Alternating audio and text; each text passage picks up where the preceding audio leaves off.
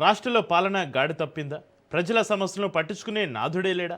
ముఖ్యమంత్రి నుంచి మొదలు మంత్రుల వరకు భూముల అమ్మకాలపైనే దృష్టి పెడుతున్నారా? నాడు ఎన్విరాన్మెంట్ భూములు, నేడు హెరిటేజ్ భూములు ఎలా అవుతాయి? ఎన్విరాన్మెంట్ భూములు కాపాడాలని కోర్టుకు వెళ్ళిన వారే నేడు అధికారం ఉంది కదా అని హెరిటేజ్ భూములు అంటూ వేలం వేయొచ్చా? అసలు తెలంగాణ రాష్ట్రంలో ఏం జరుగుతోంది? Watch the story.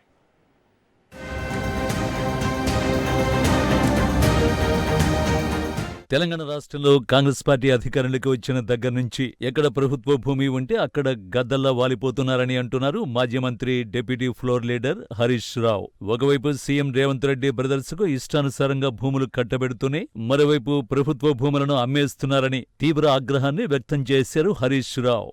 రాయదుర్గం పనమక్త గ్రామంలో సర్వే నంబర్ 83/1లో 10.63 ఎకరాల హెరిటేజ్ భూమిని ఆగస్టు 17, 21 తేదీల్లో టీజీఐఐసీకి వేలం వేసేందుకు ప్రభుత్వం సిద్ధంగా ఉండడాన్ని హరీష్ రావు తీవ్రంగా ఖండించారు.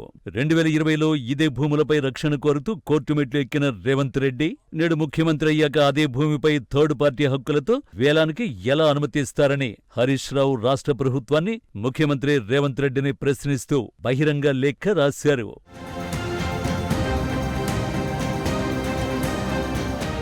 జేఓఎంఎస్ నంబర్ 4 సర్వే నంబర్ 83ను హెరిటేజ్ సైటుగా గుర్తించినట్లు రికార్డులు చెప్తుంటే హెరిటేజ్ భూములను కాపాడవలసిన ప్రభుత్వం వాటిని వేలం వేసి అమ్మేందుకు ఎందుకు తొందరపడుతుందో రేవంత్ రెడ్డి అనుయాయులకు మేలు చేసేందుకేనా అని హరీష్ రావు ప్రశ్నించారు.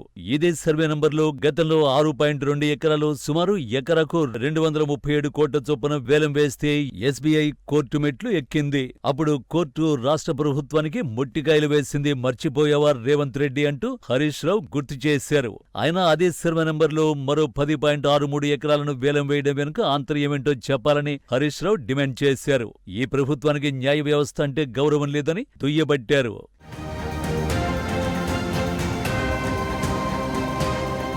ఈ భూమిపై యాజమాన్య వివాదాలు, హెరిటేజ్ అంశం, వక్ఫ్ హక్కుల అంశం, అనేక కోర్టు వివాదాలు ఉన్నప్పుడు ఈ భూమి ఎవరిదో తేల్చకుండా వేలం వేయడం ఎందుకని హరీష్ రావు అన్నారు. భూమి ఎవరిదో తేల్చలేని ప్రభుత్వం భూమిని అమ్మడానికి మాత్రం ఎందుకు తొందరపడుతోందో ప్రజలకు సమాధానం చెప్పాలని అన్నారు.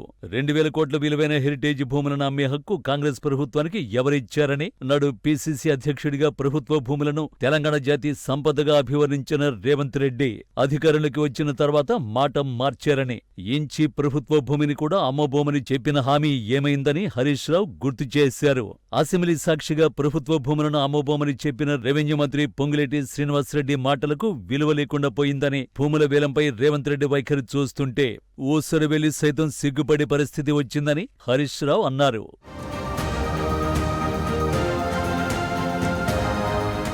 సుప్రీంకోర్టు సైతం ఆస్తిని పరిరక్షించడం, కొత్తగా థర్డ్ పార్టీ ఇంట్రెస్ట్ సృష్టించకుండా చూడాల్సిన అవసరాన్ని స్పష్టం చేసిందని హరీష్ రావు గుర్తు చేశారు.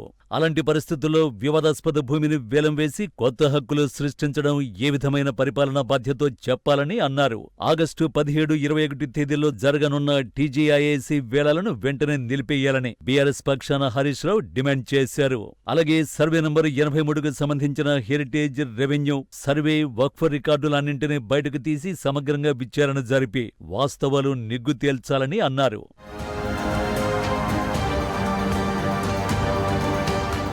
హక్కులు, వివాదాలు తేలకముందే ఈ భూములను కొనుగోలు చేస్తే భవిష్యత్తులో న్యాయపరమైన సమస్యలు తప్పవని హరీష్ రావు హెచ్చరించారు. భవిష్యత్ తరాలకు అందించాల్సిన విలువైన హెరిటేజ్ భూములను అమ్మాలని చూడటం దారుణమని, రియల్ ఎస్టేట్ వ్యాపారిలా కాకుండా రాష్ట్ర ముఖ్యమంత్రిగా రేవంత్ రెడ్డి వ్యవహరించాలని, అనుముల బ్రదర్స్ ప్రయోజనాల కోసం కాదు, అన్ని వర్గాల ప్రజల సంక్షేమం, తెలంగాణ ప్రయోజనాలను కాపాడే ముఖ్యమంత్రిగా ఉండాలని, లేదంటే చరిత్రహీనుడిగా రేవంత్ రెడ్డి మిగిలిపోవడం ఖాయమని హరీష్ రావు దుయ్యబట్టారు.